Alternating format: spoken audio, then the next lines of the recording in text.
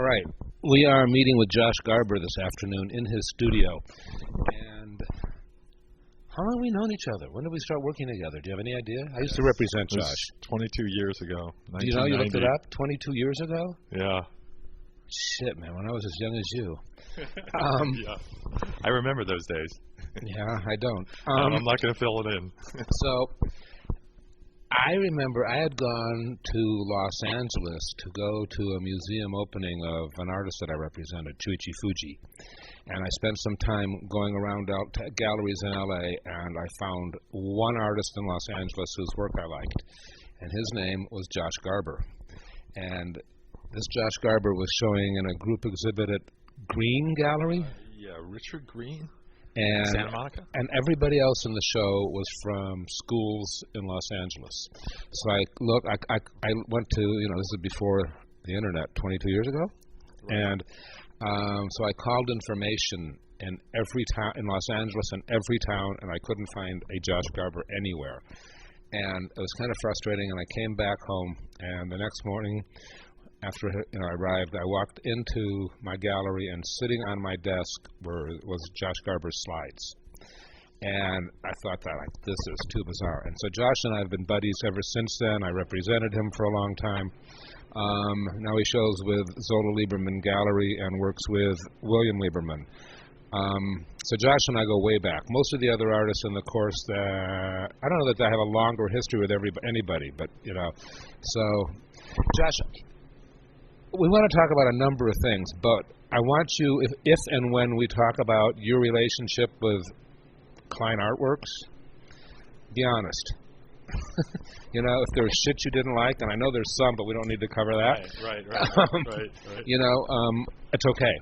So, I know, I mean, these are things I should probably ask, but you went to Alfred University, which is in upstate New York. Right. And in ceramics. Get closer. In ceramics. And you majored in ceramics. Started in ceramics, went to sculpture. Okay. But there was, as you can imagine, a huge clay influence in everybody that goes through there. But I also feel like, even still, your work shows a lot of influence of clay. And how you build forms and how you see things and how you construct. I mean, obviously you're working solely with metal. But you've got some clay things here, right? Right. These clay things are like sketches, three-dimensional sketches. And I also sketch two-dimensionally. That helps me figure out color and just mark making. But then I sketch three-dimensionally with the clay.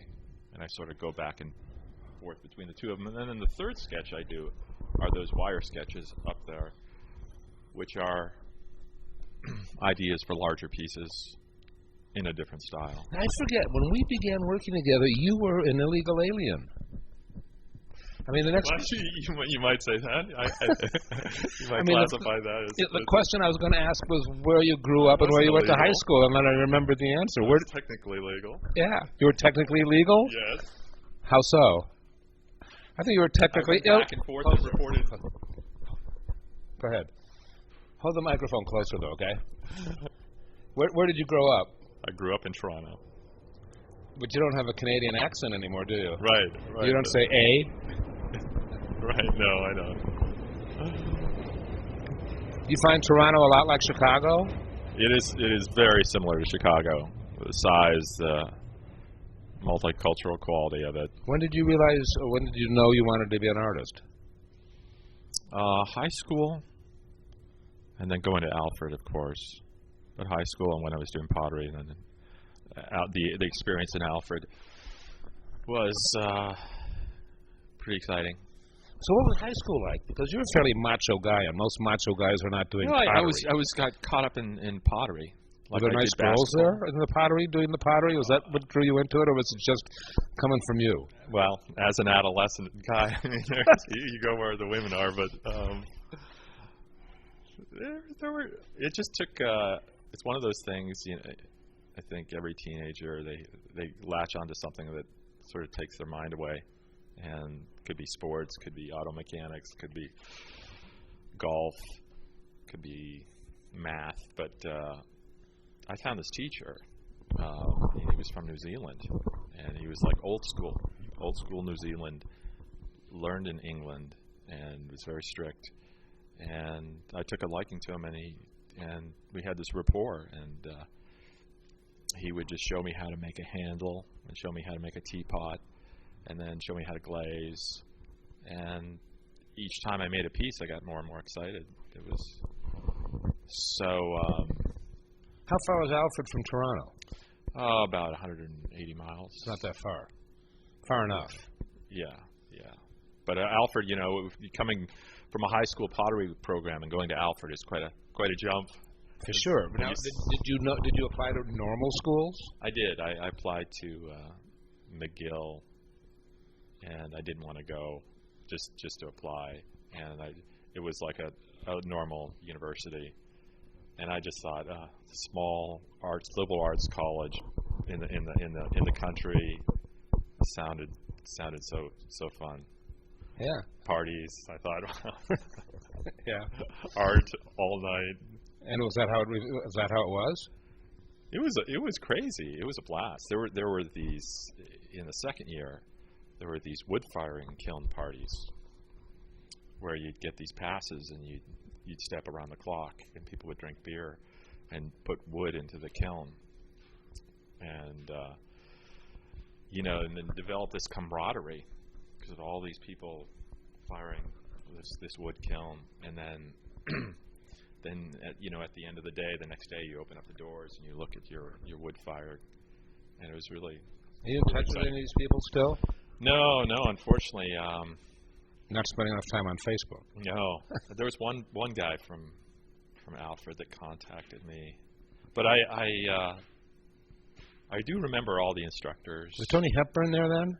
Tony was there, and Andrea and John Gill. Yeah, right. Wayne Higby, Val Cushing, all the superstar ceramic, and it was interesting going to that kind of art school where you see, because there was definitely some envy and with the other departments around the ceramic department. The sculpture teacher and the painting teacher and the printmaking teacher were also pissed because they could sense the stars and the money were in the ceramic department. Right. And everybody knew it. So did you know what you wanted to do when you finished college? Yeah, I knew that viscerally I wanted. All right. Viscerally, like inside, just as my gut was telling me, I wanted to just touch things, make things. How did you transition from clay to metal? That happened. Well, actually, I didn't do metal. I did installation work. I remember you did things with long, things with pipe, trees, conduit. I remember. And I wrapped a tree with conduit as a temporary installation in Canada. And there was all this support, all this money, grant money for artists doing anything, but especially installation. So wait, how long after college was it you showed up in Chicago? Oh, probably 4 or 5 years. I didn't know that. I went to the Banff School of Art for a few years, and then I taught high school in Canada for about a year. Did the Artist in Schools program. And again, they have these very generous, or back then, they had very generous programs for artists. As long as you wanted to work with kids or have an idea. So why did you leave? Oh, I applied to Sculpture Chicago. Oh, and then that was like on the south side, like on Polk or something, that big field. 2 reasons, and then I followed an old girlfriend. Do you remember? Yeah. Which one? That wasn't Hope. Who was it? It was Tina. Tina. Oh, I remember Tina. Right. Okay. And so she gave me the ultimatum. You either. So I was like, sure. But that didn't last as long as. I mean, you're still here, and we don't know where she years. is. Yeah. Yeah. But. So how did you get to metal? So it went from clay to installation with trees and sewage pipe and conduit, and then. So that gave you a way to break away from clay. But how did you get to the metal? Well, instinctually, when I went back to objects, it was sort of like a fusion. Metal is, is really an extension of clay, because metal is immediate, it's tactile. You can create similar forms out of metal that you can out of clay, at least the way I'm doing it with. So you know, it was a different conscious elements. decision, or this was after the fact? You started playing with metal and you went, "Oh, I like this. It's sort of like clay," or we don't remember anymore. I don't know if it was a conscious decision. It was just instinctual. It just went one from the other. And When did you learn to weld? oh, welding's not that. I just picked it up and I welded sloppily for a while and then got better. But it's always been. I don't know if I hadn't even gone to Alfred. I don't know. Would have been a different kind of artist. In your early work, you were working with sheet metal. Yeah, I was working with sheet metal. So how did you get from sheet metal to, and then for a long time you've been working with rods or linear metal or like tubing. Now you're working with bolts and different sizes of bolts and welding them together and making organic forms. But so, I mean, there's more similarity in the aluminum rods that you used to use to the screws and bolts you do use than there was to sheet metal. How'd that transition happen? Well, so that sheet metal project or series was more of a conceptual, probably my most conceptual kind of work, where I start off with an idea, the idea of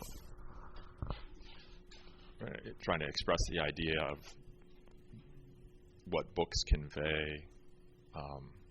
One piece I called version, the other piece I called discourse, and they're all about dissemination of information, but done out of permanent steel.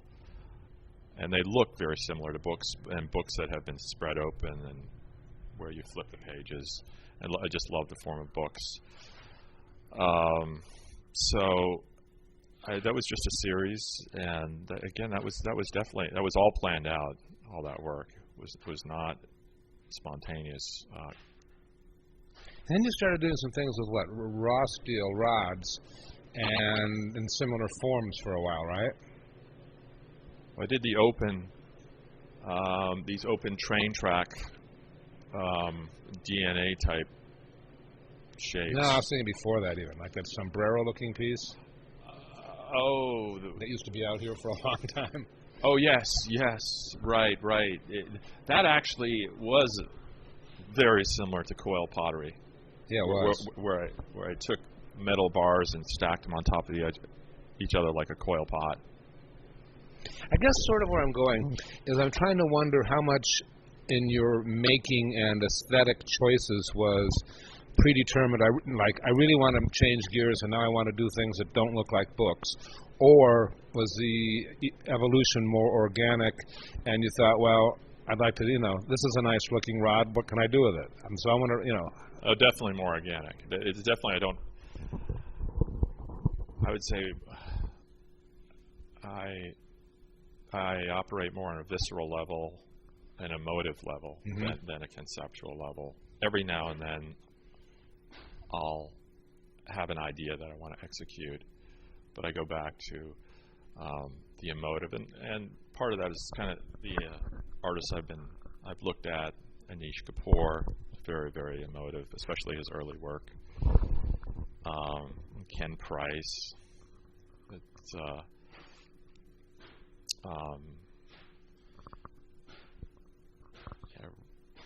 Richard Deacon is sort of in between. He's got a little bit of conceptual to his work, but it's I feel like, I'm sorry to interrupt, I feel like with some of the earlier raw metal pieces, steel, that we had rust problems, and that there was some sort of like, maybe I should get away from mild steel. And that stainless was sort of pricey and didn't have the same malleability to it, so that you moved ultimately to aluminum rods. You think that had to do with the rust issue? And wanting to be able to put things indoors and or outdoors? Oh, the aluminum rod pieces had to do with a weight issue. Go ahead. Because of the pointillist type technique of stacking these aluminum bars one on top of each other, and to make a piece as big as I did outside out of steel would be 6,000, 7,000 pounds, which... But still, 6-7 times heavier than aluminum? 3 times. 3 times, okay. 3 times. So, and I just didn't feel like going there because I felt that aluminum had a lot more possibility on a larger scale. You don't think the rust? I mean, I remember we had problems with rust. You don't think that was as much of a driver? No, not with the aluminum. But I did go to the stainless steel construction, the organic loopy DNA type forms that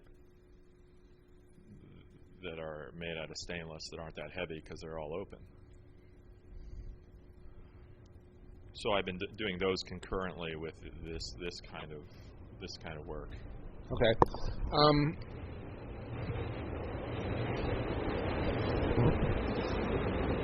By the way, I think it's important to mention the residencies that I went to, because artists always talk about wanting to go to residencies. I mean, I hear that all the time from people in the building. Yeah, talk. And whether it's a good idea and this and that. I went to 3 residencies: Utica Sculpture, which is sculpture space; Banff School of Fine Arts. I guess you could call it a residency. It was more a school, so let's count that out. And then the Kohler Art and Industry Project, which I remember that. Oh, that getting out? Yeah, being accused of. Josh had a nice white pickup truck that he was leaving the Kohler Residency, which is not just over the border up in Wisconsin, and his pickup truck was loaded to the gills with stuff. And they stopped you at the exit or the gate at the door, and the head of the Kohler project called me and said, "We don't know about this Josh Garber. We think he might be stealing toilets or something." I don't know what they said, but they, and I said, "Listen, I know Josh really well. If anything's missing, I'll cover it. Don't worry about it." And they said, "Oh, okay, thank you." And they let him come home. I remember that. It was like 10. You saw there was 10 tons of. It's like 5 tons of brass. Yeah, I mean, you took a lot of materials, but it was all in the art that you made. Well, actually, I paid for it at cost. Okay. I think. I don't know what the discrepancy was, but I paid for most of it. I don't know. Maybe. They never contacted you or me about anything being missing. Problem they saw so talk about residency. So how did that affect your work or your life or your career? Well, it's sort of a chance to experiment outside the studio for people that have already completed their schooling. And the first residency, Sculpture Space, I used it quite a lot, actually more as a refuge because I didn't have a space. But I really enjoyed the fact that I was working with a lot of different artists, and they were all working on different projects. So the interaction was really, really helpful. And then the Kohler Residency.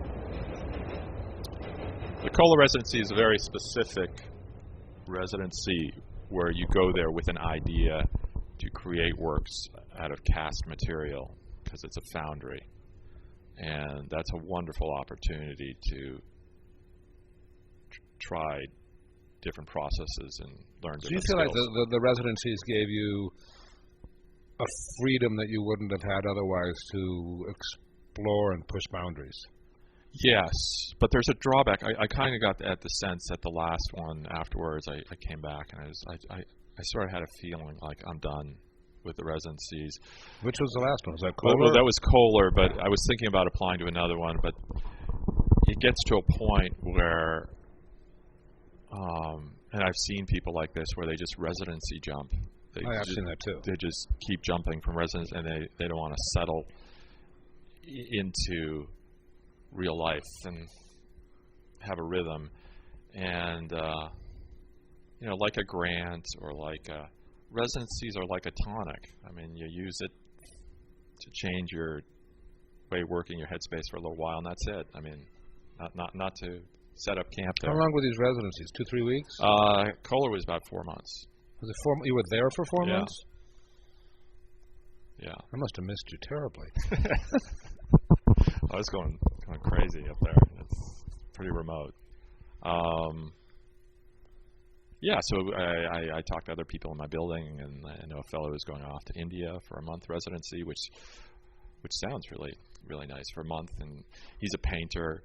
The other thing is that depending on the kind of work you do as a sculptor, it's a little more problematic. You gotta. What's problematic?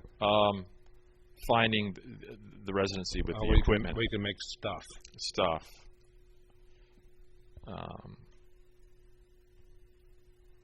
Yeah. Okay. Yeah. But in general, I think they're very helpful. Just not to be overdone. Right. I got it. Okay. Let's talk about galleries for a moment. Sure. I mean, I think you and I had a really nice relationship. I mean, we're still here. Yeah, definitely. And I think you, I mean, I felt like, well, this is interesting. There was one time when I got really upset with you because you sold something out of the studio and I heard about it and I got angry and said, we're a team. And you said, oh, yeah, right. And from that point forward, it was all fine. Oh, okay. I don't remember. Somebody in Highland Park. Oh, no. We had a disagreement about public art, about who should get what percentage in terms of public art. Oh, I don't. At this point, I'm sure I think the percentage is less than I would have thought at that time. Oh, okay. That the gallery deserves. I think the gallery probably deserves in the neighborhood of 10%. And at that time, I bet it was a whole lot more. Yeah. Well, I have an agreement with William and whoever. William is William Lieberman, Zolla Lieberman Gallery. So when I do a public art project,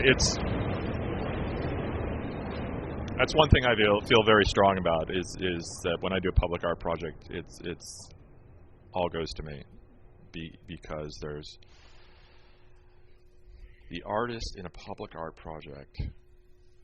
First of all, has to apply to get it. It has nothing to do with the gallery. Second of all, the artist has to do all the bureaucracy, the paperwork, which the gallery doesn't do, and which can't do. And contractually, they don't want to work with the gallery because they want to hold the artist liable. That's a big thing. There's a lot of liability, and you got to cover it, you got to guarantee it. If something screws up, you got to fix it. And sometimes you need to have engineers, and you need to orchestrate a whole lot of stuff. So I consider public art a different field almost. I consider there's the gallery work and then there's a public art. And public art it's almost like you're applying for teaching. You go into teaching. Well, that's your income. That's your situation. That's where you make your money, extra money. Well, public art is the same for me. And I just know that it really takes a lot out of you. I mean, it's not a 50-50. Let's talk about that and come back to the gallery thing in a moment. You've done a fair number of commissions, and it's sort of like doing commissions is really totally different than making plop art. Plop art being the stuff that you make and then you put it in place in the gallery, and then the gallery and or the artist puts it in place in somebody's home situation, whatever. But in a commission, you're making invariably site-specific. Aren't they all site-specific? Yes, they're all site-specific, and it's something that I or the artists working with, when you get to be chosen, they select 3 finalists, and you present your idea, sometimes 5 finalists, and when you're chosen, then you enter into a contract with the committee or the city, and you have to work. They don't tell you what to do explicitly, but you definitely have to hear what their desires are and what their thoughts are and incorporate it. It's not nowhere near as free as making work in your studio, which I found was a wonderful challenge and very stimulating. But towards the end, I kind of got a little tired of that. I mean, I would like to do it again. Now I haven't done one in. Which the most recent one? The one with the CTA? No, I did one for the University of Wisconsin, 2009.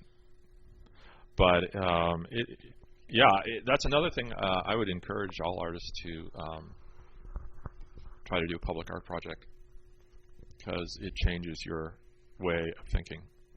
It just So residency changes your way of thinking. Doing public art projects changes your way of thinking and expands your I think art projects brain. do it more.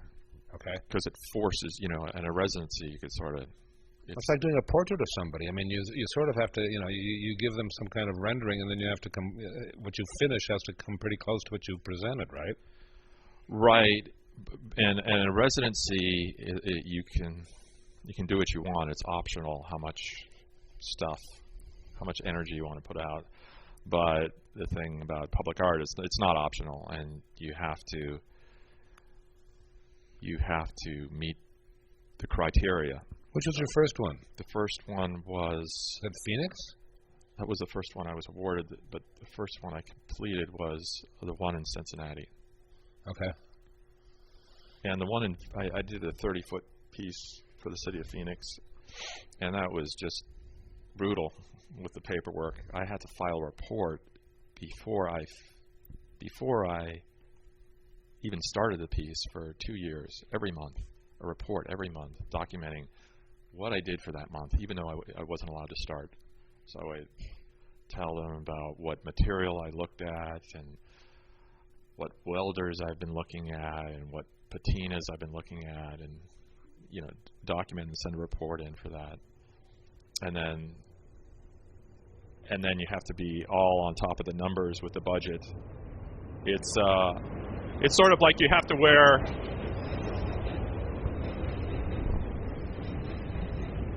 wear about 4 different hats as an artist.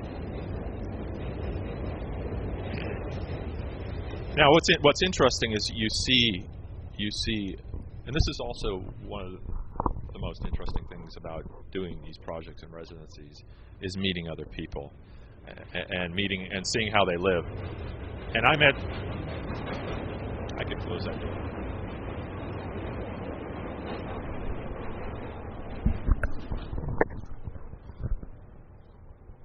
If you guys listening to the recording haven't figured it out, we're near the L tracks. Is that going to make it quieter? Yeah. So I met some people that were non-stop residency, non-stop public artists. That's all they did. They did. They weren't concerned about making. I think there's a lot of artists like that who don't have any gallery resume, or did and then transitioned to doing public commissions. Right. And you don't have to deal with a dealer. I mean, you have a whole bunch of other headaches, but they're sort of more your own. Yeah, I mean, it's just a different life. It's do you feel like one public art commission begets another one? Or are there people, are they? I mean, a lot of times it says we want proof that you've done something before. Well, sometimes, but other times they just want. You have to read the fine print. Some of them say we expect that you have done 3 projects of this size. Then you know whether to apply or not. But some of them say, well, we're looking for exciting new ideas. Mm-hmm. Please apply. So wait, you haven't done a commission in 2.5, 3 years? Right. Sort of by intent? Partly by intent. I think I'm ramping up again. I'm starting to apply to a lot more. So how do you find these? Oh, they're online. What are you looking at? Using Cafe or something else? Cafe. There's all these organizations. There's all these artists. Like the Las Vegas City. They'd have a good.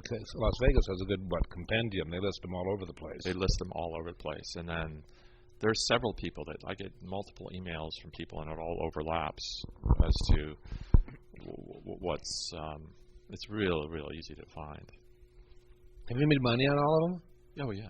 Yeah, I mean, a lot of people I know in their first couple of 2-3 commissions lose money because they bid low to get the job and figure out how much the art is worth, and they don't account for shipping and installation, which typically the artist has to cover. Oh no! A few of them I calculated a 5% contingency fee, right? Which I got, I get the money if I don't spend it. So That's helpful to do it that way, to have the contingency fee. So I mean, all these things are exciting for your development as an artist. I mean, is there a downside? Is it hard for you as an artist, or maybe others even, to do commission work and gallery work simultaneously? Oh yeah. There's a downside for me. With some because other your people. head's got to be in, like, it's hard to be in two places at once. Well, it's a totally different way of thinking, and different problem solving. Different problem solving. I feel too much public art. Your mind tends to get into a designy type. What I mean by designy,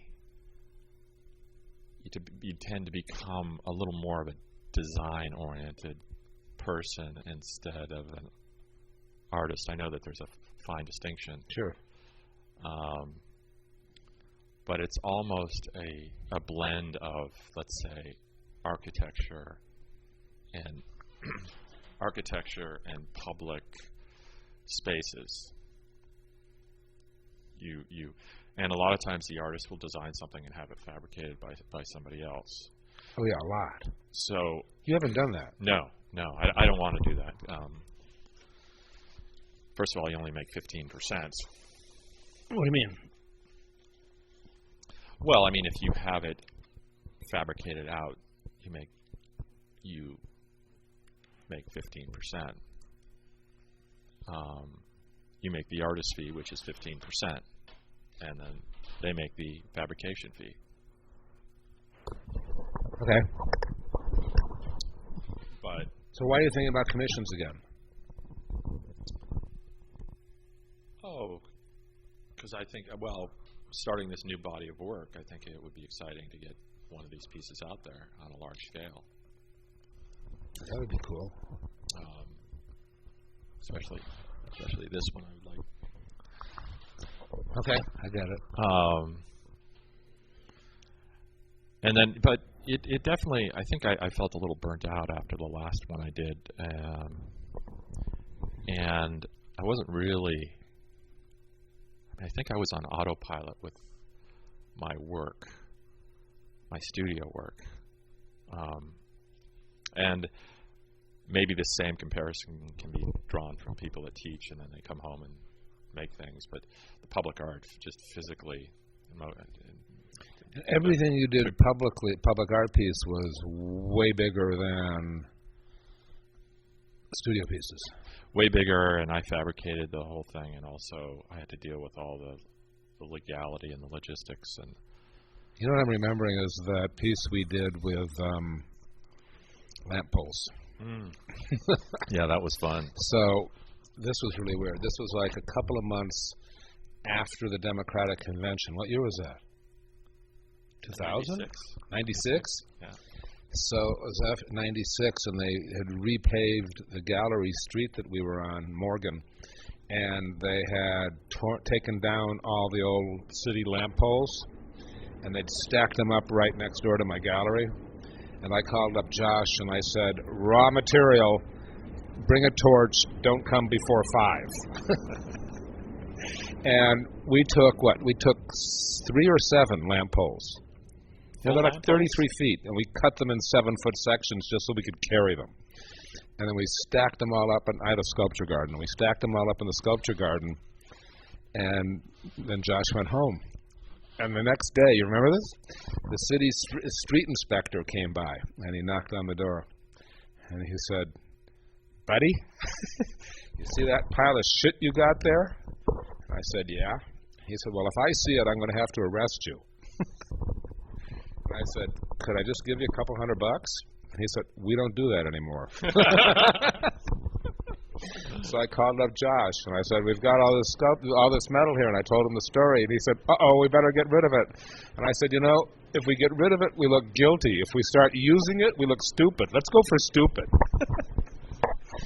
And the end of the story was that we donated it back to the city, and they heard about that, and they had a good chuckle. Yeah, they did, because it is now, and maybe you've seen it, and they painted it, I think, a not correct color. It was some kind of, crocodile green before, like the old lamppost used to be. Now it's a baby blue, which we didn't have control over. How big is the footprint of this thing? Oh, wow. It's like 20 by 30 feet. Yeah. And it's about, 30 feet tall. Yeah. And it's at the corner of Grand and Western in Chicago. And they moved a tank that was in that spot, a couple of blocks away to make room for the sculpture. Mike Lash was involved in that time, and they moved the bus stop also. And I thought he did a really, really superb job. And I remember that. So what? That was like a mile and a half away from the gallery. Yeah. They moved that thing whole, didn't they? Yeah, helicopter or something. No, I don't remember how they moved it.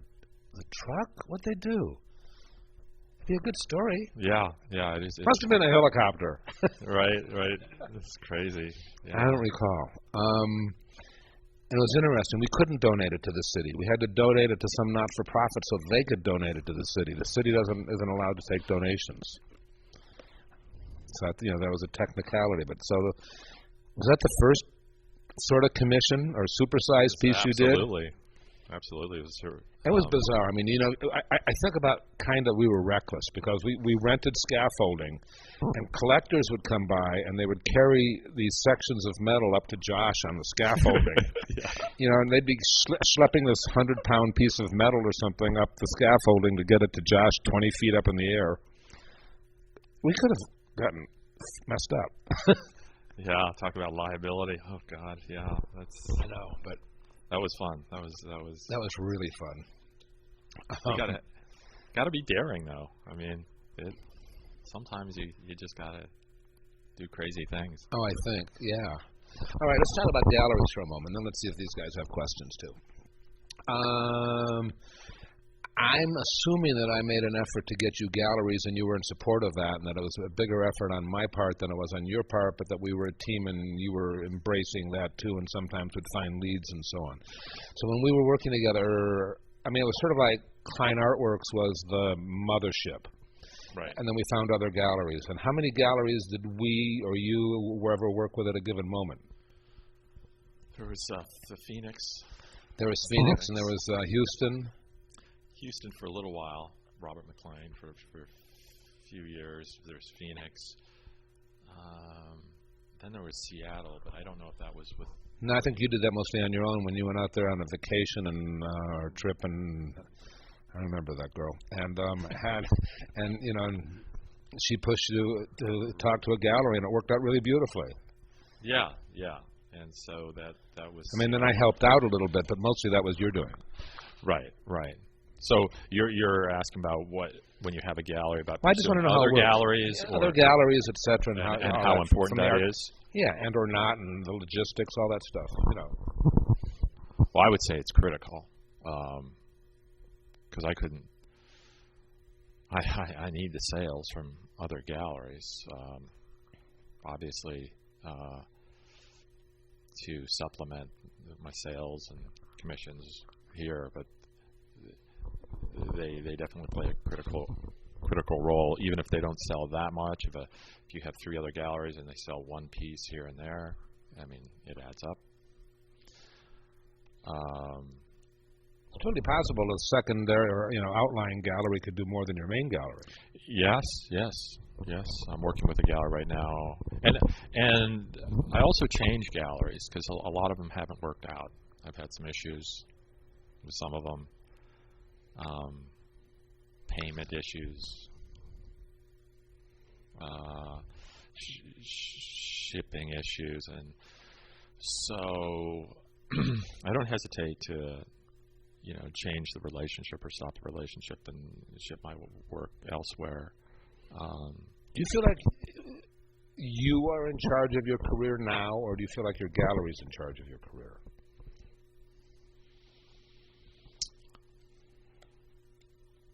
I feel like my main gallery here was like when I was with you. You were my main gallery here, and then William Lieberman is my main gallery here, and he does a lot of the work. However, I notice, and he tells me he can't do all of the work. So it's sort of a co-leading. You and the dealer and the gallery. like I'll do things exclusive of the dealer. I'll apply for my grants, and I'll apply for that he's not part of, and I'll apply to other galleries. But he is my main focus here. Living in Chicago, I mean, helps. So, it's up to the artist to work at the kind of balance they want with the dealer, whether they want the dealer to take complete charge or they want to be slightly autonomous. But I recommend that as soon as you do find the dealer you're working with in your home city, that you branch out to other places and constantly look. Even if other situations are working out, constantly check someone else that might fit your work. That's the main thing. If you see a place that fits your work, I'd communicate with them. There may not be anything. There may just be an email relationship for a while, but it's always the thing that's worthwhile putting energy in. Because those things can come to fruition. Different levels. Do you feel some money? Do you feel like you've always had enough money, or do you feel like it's always been I don't have enough money, or do you feel like it's been like a roller coaster? I feel like it's a roller coaster, although there were a few years when I was doing the public art and selling a lot where it was really good, and I managed to put away some money, and now it's coming back a bit. And also, I don't live extravagantly. I'm pretty hermetic, and I mean, my focus is the studio and my work. So, and I was fortunate enough last year to get the Pollack-Krasner Grant, which is a grant for working artists, and fortunate enough in several ways, financially, but also it really,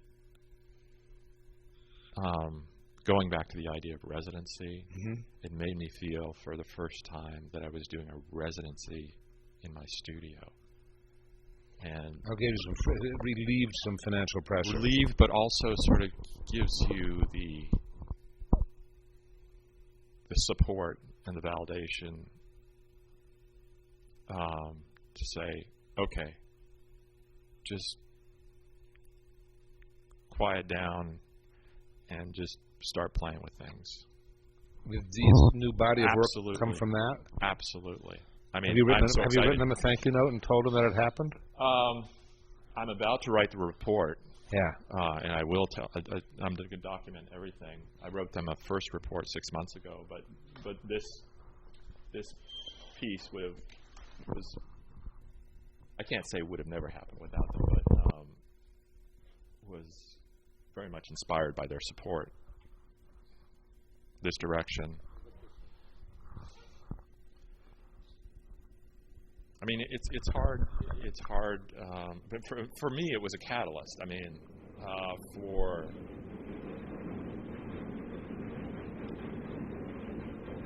everybody's different, and everybody has their own catalyst. I mean, for somebody else, it could be taking a trip to Argentina and walking along the ocean, and something triggers something, and you start making things that you're more inspired by, or you find.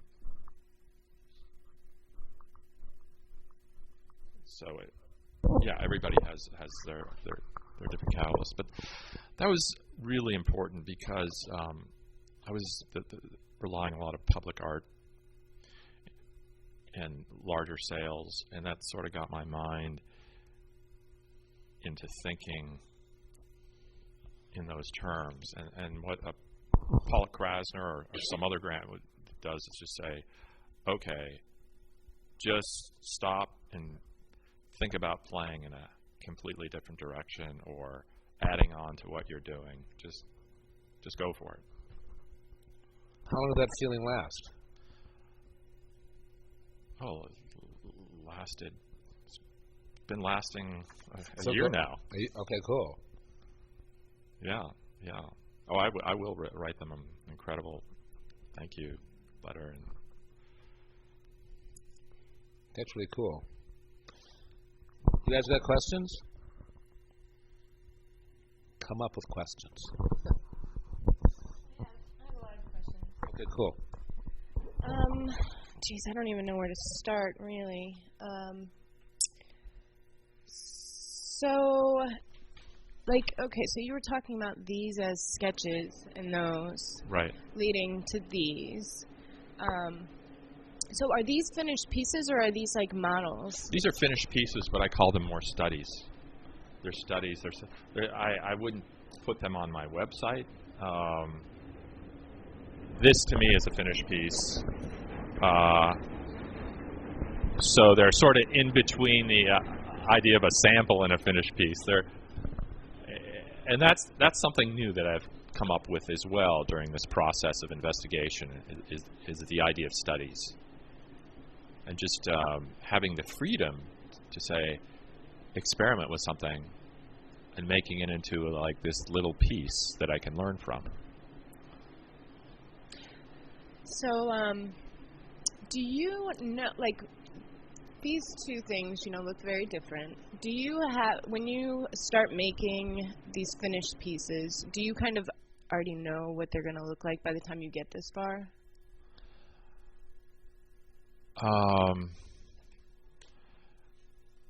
Well, with these pieces, I didn't know because I was using different material, but the piece I'm doing on the table and this piece, I had no idea. Sometimes I just make the form and cut half of it away. I don't like it, and then I'll add on. So with the way I'm working now, it's pretty direct and spontaneous. Okay. I have another question. Galleries. How do you said that, you have your base gallery here and then you expand out. How do you, because as we've talked about, relationships and, seeing these people and talking with them, how do you connect with somebody who's far away? With the one, with the Houston gallery, that we met him at an art fair, or he came by in Chicago to visit Paul, so that helped. With the one in California, Palm Desert, that I'm working with, I had sent them a bunch of information. I just sent them cards and stuff, and I fortunately just got a call like out of the blue a few years ago, just saying, we're starting a gallery. We saw your name.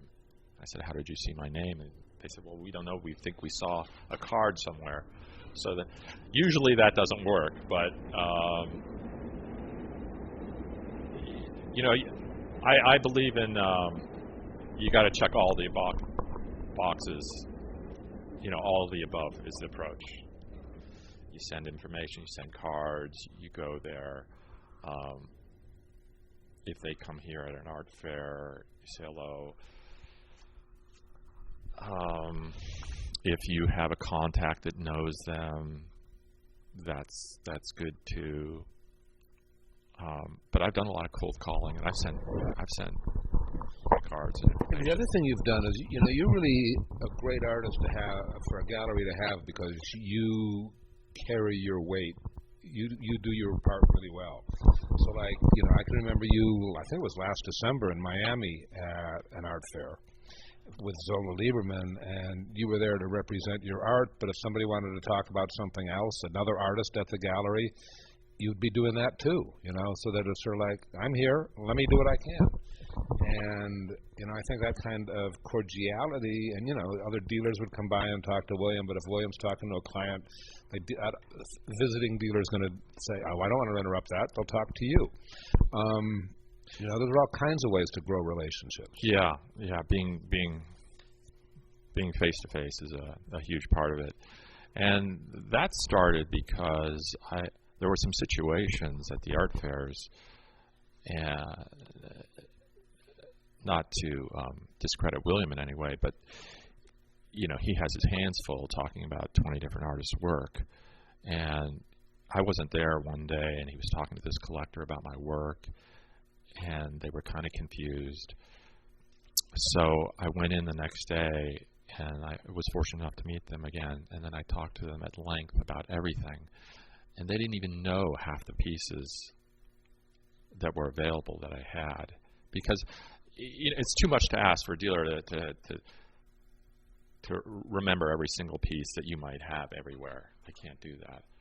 So that's where, and I actually made a few sales because I filled in the blanks. And from that day forward, I said, I'm not going to miss these things. I'm not going to allow something to fall through the cracks where somebody says, well, we'd like a 6-foot piece, but we don't see one here, so okay, see you later. And that's happened. That's happened a few times. And I showed one of the collectors I showed on my phone, said, here's a 5-foot piece I have it at another gallery. And they bought it. So you sold a piece from an image on your phone? Image, and then they got the 8x11s and so forth. They're originally from the phone. That's cool. But that's the other thing is it's such a competitive world that you just have to do your best and fill in all the blanks, fill in as far as a career. But you're making, one of the things we talk about in the course a lot is making distinctive art. And, I think that's a first thing, and you do that. People see your art and they go, that's Josh Garber. And the second thing you do, I think, really well is you got to get your ass in the game. You've got to be out there. You've got to be participating. If you sit in this studio and wait for people to show up, it doesn't happen as often. And you've done that really well. I think also, though, that besides making good art, you have a really nice personality that is easygoing, that people, enjoy chatting with you. That helps. I hope so. I was wondering how you were going to respond to that. Yeah, I agree. Somebody else have a question like Alan? Cool. Just looking at the newer pieces you're doing, when you do a large version of that, are you going to still use the screws, or do you think you'll move to larger bolts or larger bolts? I think that's what's so exciting to me right now is that, that works on that scale, and I don't think that size would work at 5 feet. In fact, I think it would just be too fussy. So I've seen larger bolts actually. I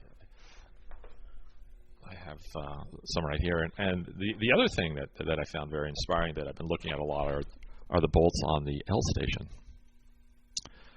The bolt construction on the L station, where don't take them away, okay? Yeah. Well, I have pictures on my phone actually, so I got them plastered. So that kind of strong industrial power. How big do bolts get? You see them in high-rises, too. So I guess you get, an inch in diameter? How much bigger? Definitely an inch in diameter. I think you can go up to 3-4 inches, you think? Yeah. On big railroad ties. But, it would be...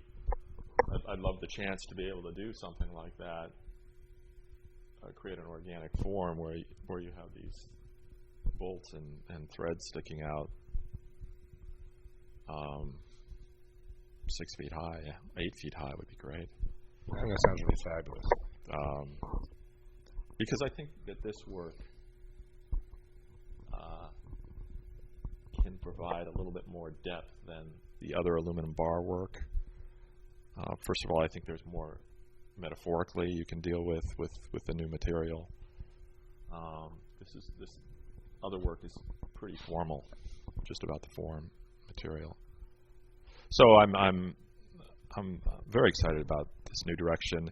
But what's confusing to me as well, and I think all artists go through this, is we go through this dilemma of how much change. There's change, and then there's a lot of change, and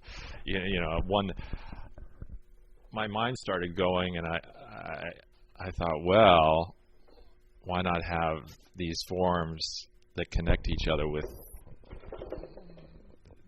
different constructions? And I thought about that for a while and just said, I'm not there yet. it's got to be. I got to arrive at it. I'm not comfortable with that, and that starts to get into a little bit more kind of conceptual territory of different elements connected to different things. I was thinking about the door handle. Like, that is a form. I'm starting to look at that as a form because of these, like thousands of those placed on a door or placed on a form. Then you get into these funky metaphors of doors opening and doors closing, and but I'm not there yet with that. But that's sort of in the background, sort of triggering a little bit. But this work, though, has started to trigger some things that haven't been triggered. So let's see where it goes. Anybody else have questions?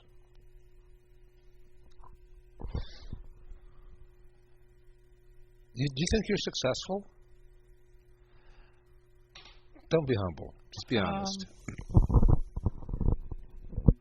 Somewhat. It's all relative. Come on. Yeah.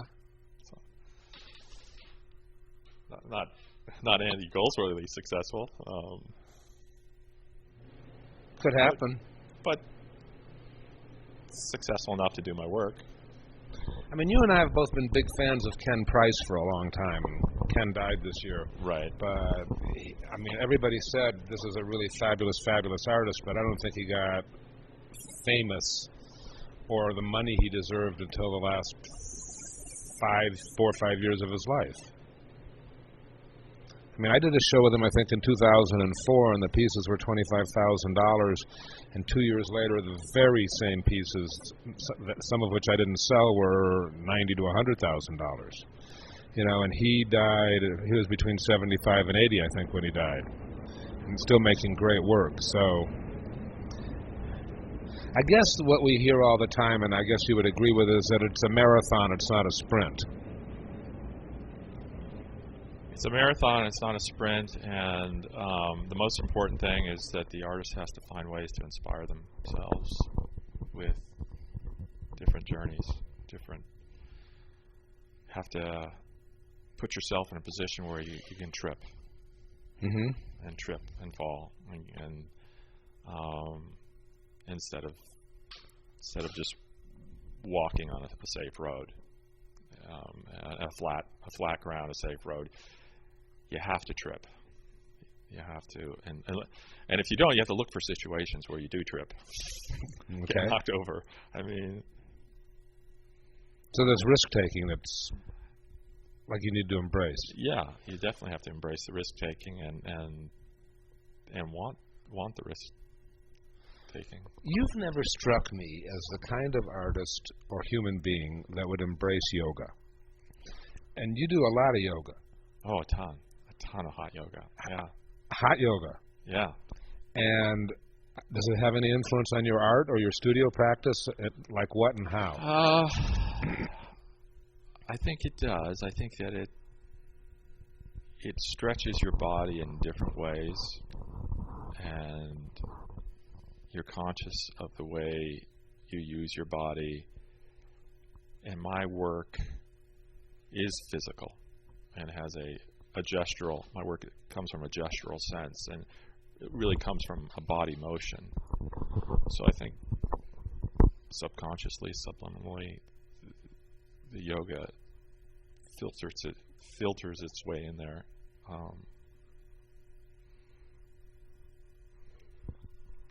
Yeah, definitely. How often do you do yoga? It's about twice a week. And how much time do you spend in the studio most weeks? Now it's like 8-9 hours a day. Saturday about 6 hours. So I'm doing the math. We got 5 times 8 is 40. So we're upwards of 50 hours. Yeah, but it's like a job. Oh, absolutely. So wait, now Chuck Close said, inspiration is for amateurs, the rest of us just show up and get to work. Yeah, I mean, there's a lot of grunt work. There's a lot of detail work, and a lot of work in general before you get to that stage where you get really excited about the completion of the piece. Is that wait, that's a good question. What excites you in your art, in the art practice? Is it the selling? Is it the check? Is it the completion of the piece? Where do you get your jollies? Oh, well, obviously the selling is fabulous, but it's aside from the selling, recently it's just the material itself. Like I was saying at the L station, I'm just excited by material and how it fits together. And so it's the process that's particularly pleasing. Right, and how to distort the process, how to distort what is commonly functional and change it into something that's crazy and erotic and sexual. How to I think I'd best just describe my work as eroticizing industry in a way, taking very common inert elements of components of industry, like bolts and nuts, and making them very sensual and sexual. I mean, not these pieces, but yeah, more. These too. But, I didn't bring that up. I controlled myself. Oh, okay. I can remember Josh used to say, my work is about sex, before, during, or after. True? Well, that was an unsophisticated okay, unsophisticated interpretation. Yeah, it's gotten more sophisticated. But yeah, I see that industry, like the train tracks and communication and the telephone wires are just ways that humans connect, and I conceive of that slightly differently. Yeah. You guys all good? Let's wrap it up. Is there something you want to say that I didn't cover? The question you've been waiting for? That I don't know what it is? Like when am I having my next show? When's your next show? Next November. What do you mean, 2013 or? 13. Huh? 2013. With Zolla Lieberman. Right. How often do you tend to have exhibits? Every 3 years. That's a bit of a problem because my process is so slow. But, I mean, I have to work nonstop just to make it for a year deadline. What happens when, and they sell work, obviously, between shows? Do that you borrow pieces back? Borrow some pieces back? Right. And then there's Art Miami that we're getting ready for. Right. Cool. Josh, I think this has been really informative, and I think you've been really, you've volunteered a lot of personal, vulnerable information. I appreciate it. Thank you. You're more than welcome. Thank you very, very much. I'll push the stop button now. All right. Thank you.